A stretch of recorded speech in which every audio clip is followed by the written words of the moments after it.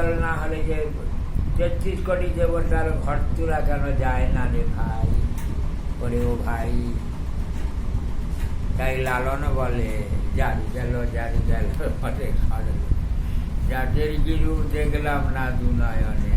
হ্যাঁ, এটা আসবে কবে? আমাদের শিক্ষা দিবে কেরি? ওরে মানব লোকে মানবকে শিক্ষা দিবে কেরি? টাকা বড় আমি বড় কিছুই নাই রে ভাই এই জগতে। একটা হোঁচড়ে লাগলে প্রাণটা চলে যাবে, আর মানব থাকবে না। শূন্যের পথে মরুভূমি হবে রে ভাই। কারে লাগিয়া মরছয় আমার আমার করে? আমার বলতে কে আছে? নন্দের নন্দন গোবিন্দ কানান, জগৎ ব্যাপিয়া আছে রে ভাই আমার হৃদয় মন্দিরে বসে।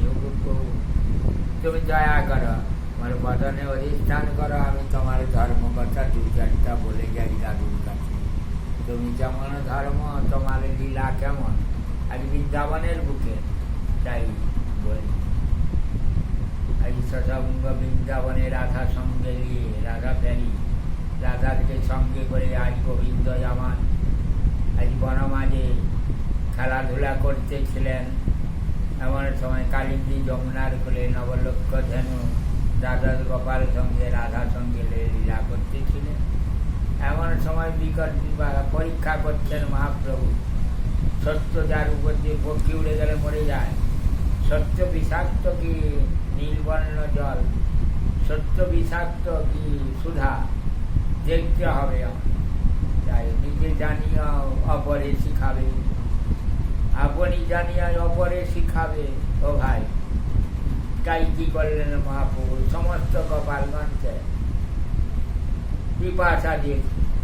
বলছি ওরে কানাই কানাই, আজ গরু চড়াতে পারবো না।